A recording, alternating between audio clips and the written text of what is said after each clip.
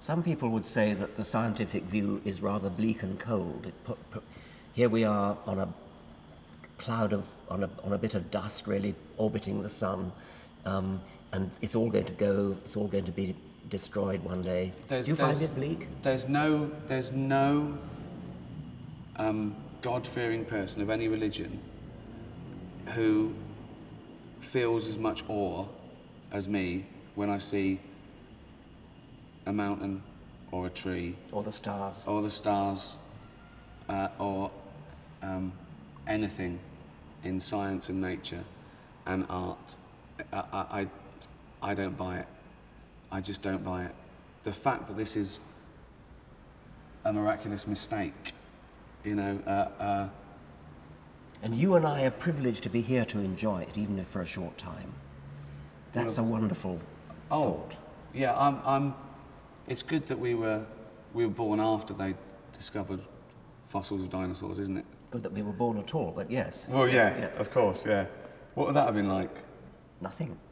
what would you be like if you were pre-Darwin? Oh, I would probably believe in God if I were pre-Darwin. Well, this is the other thing that sometimes I say to Christians, why do you believe in that God? And they say, well, it's the only God to believe in. I went, you know, but if you were born in Delhi, you wouldn't believe in that God, probably. If you were born in ancient Rome, you certainly wouldn't believe in that God. You know, but it is a thing there that they. Yes, you believe in the God of your parents and your grandparents. Most people do. I think so. Yeah. I mean, you know, there's conversions, and there are many people that seek one. They window shop. They go, what can you do for me? What do I have to do? Forget it. What do you do? I can still smoke and drink? I'll have that one. You know, of course. Yeah. There are people who say, well, I was on a quest and I tried Buddhism and it was all right, but I thought maybe I'd try again, so I tried Hinduism. I know, yeah. But which one spoke to you? Yes. Yeah, I know. And, but it should be irrelevant, but it isn't, because it does infringe on people's liberties. Certainly religion, not spirituality. You know, someone believing in God, that's fine. Harmless. Absolutely, doesn't bother me at all. Religion isn't harmless. It's when your God starts telling you that you should kill homosexuals, and exactly. That's when it's not harmless anymore. I was interested. You said that you really objected to people being bored. You should never be bored, and I think that's right. The world is a wonderful enough place. You should never be bored. If you're bored, you're doing something wrong. Well, you're probably ignorant in some way.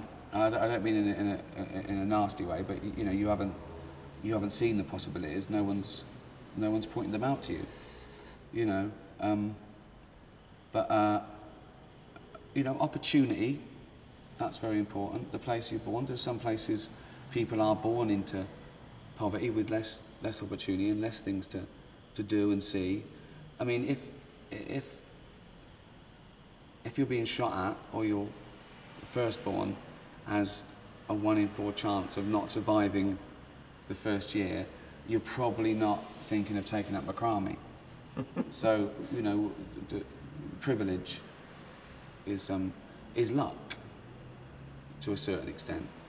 But then it's what you do with it. I mean, again, that's politics. You know, I consider myself privileged, certainly. Yes, it's a lot easier to enjoy life if you are privileged in that sort of way. Of course, yeah. You know. There are some people who say that to explain existence, to explain life, to explain that we are, as they would put it, rather demeaningly, a bundle of chemicals, somehow makes life not worth living. Why? Why indeed? I don't understand it. No. I mean, it's wonderful, even if you can explain it. It's even more wonderful if you can explain it. There's a magic there. There's a magic to consciousness, introspection, free will.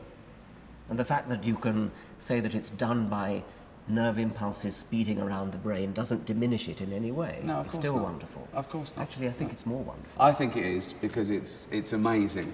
Yes. I mean, it's magic does it for you. Magic goes, it's magic, you know. It's amazing that this conscious being, this thinking being that is me, and that thinking being that is you, is actually produced by millions of nerve impulses whizzing around inside our brain. I mean, that is a magical thought. It's great, isn't it? We're in each other's dream. Yes. And even if free will is an illusion, it makes no difference. It makes no difference to us. I feel as though I have free will, even if I don't. Of course. And you know, I'd say determinism is sound, but it's when they start making these leaps that then we can't be responsible for our own actions. Well,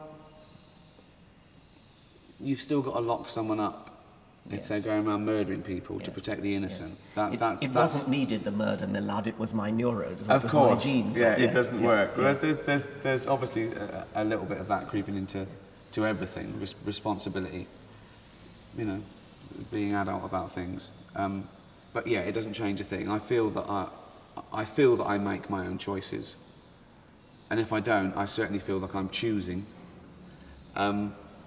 So yeah, it's not even worth worrying about. But yeah, it's this thing that takes the art out of something, or the humanity, or the beauty. Why? Why does it?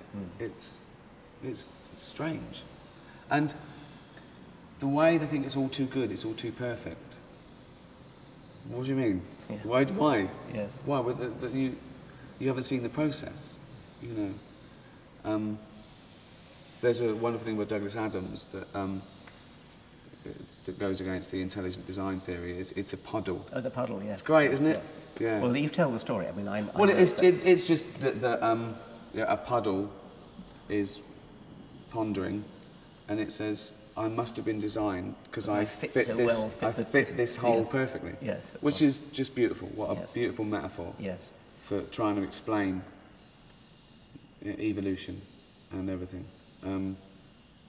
I also, it's funny as well because they move the goalposts. You cannot win an argument with someone who believes in God. Certainly, who believes in an interventionist God. It's impossible. Well, you've won in the sense that you've tried your best and you think you're right, and they're deluded, but they go away, you know, just as strong. You know I mean, their best argument, ironically, is that it's just faith. Pretty pathetic, really, isn't it? Well, it is pathetic, but they mustn't ever engage in logic. You know, it's like top trumps. They mustn't pick logic on their cards. They've got to go faith, 100%, and then you go, yeah, sorry, you win. You know, that's the only way they're going to win this top trumps. They've got to keep away. Some embrace science. Some say God started the Big Bang. He invented the Big Bang, and he let it all happen. It was programmed, but now he's not an interventionist God. And I say, well, so you believe in evolution? Yeah, but he did all that. He did that. Fine. But then he gave man free will. So then it's not his fault anymore. It's like there's evil, there's bad. He had to go with the flood, but he thought, I've tried once. Let him get on with it. I'm not, no. I'll be in the study, forget it. You know. And then I say, well, why do you pray then? Because it makes me feel good. So they sort of know. I think they sort of know, but they don't want to know. Because I think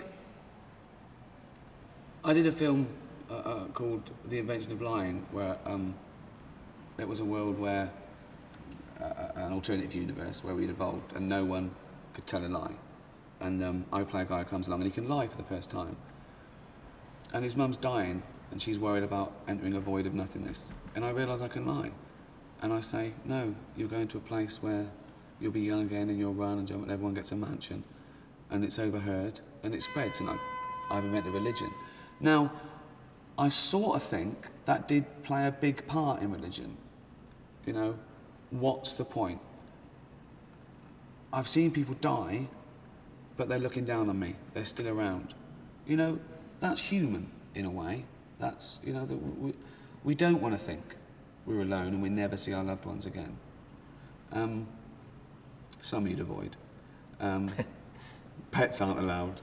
I know people that stopped believing in God because pets weren't allowed in heaven. Yeah. Well, what's up with the dog? No soul. No soul. Yeah, so it's a minefield, really, for them. And agnostics annoy me more. Oh yeah? Oh, this new trendy little linguistic piece of logic that since neither can know, you've got to be agnostic. Well, okay, that's fair enough, but do you, follow the same rules with fairies and Santa?